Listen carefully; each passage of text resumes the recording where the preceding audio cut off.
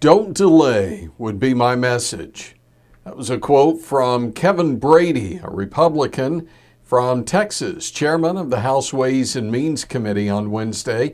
Brady reacting to an idea that Canada is about to get left out of a free trade agreement with the United States and Mexico. Now, those two countries announced a new agreement to replace the North American Free Trade Agreement last month. Now, with the clock ticking and negotiators from both Canada and the U.S. pulling all-nighters, some are beginning to wonder if the Canadians may get left behind. Brady telling CNBC that we're not going to leave Mexico hanging, thus Congress may have no choice but to deal with a bilateral agreement without their northern neighbors. Canadian Foreign Minister Chrystia Freeland back in Washington, D.C., meeting with her U.S. counterpart, Ambassador Robert Lighthizer, but the two aren't talking publicly about what the stumbling blocks are. Now, the Financial Post says the roadblocks include dairy, dispute resolution, and culture.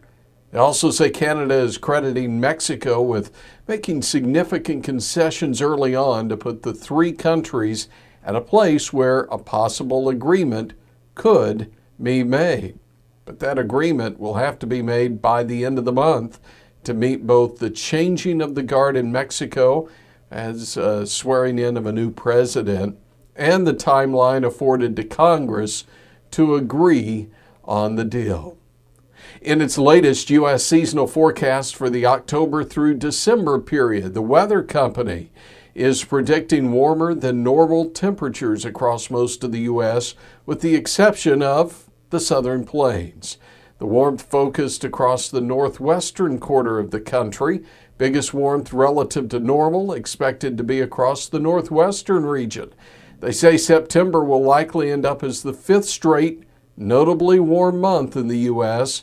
as a record-strong polar vortex continues to crank away, confining the cooler air to higher latitudes.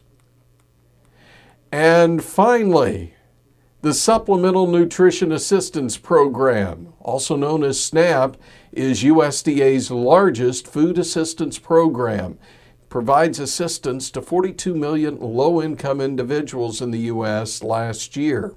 Now, the individuals accounted for 12.9% of the U.S. population. That's actually less than were participating in 2016.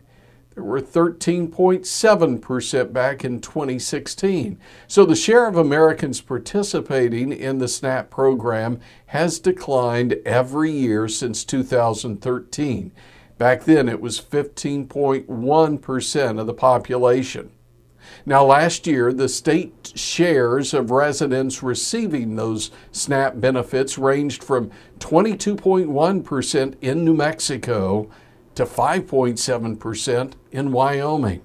Differences in the state shares reflect differences in economic conditions, need, and program policies. Among 7 defined regions nationwide, the Southeast region had the highest average share of residents receiving SNAP benefits. That was 15.1%. The Mountain Plains region had the lowest at 9.6%.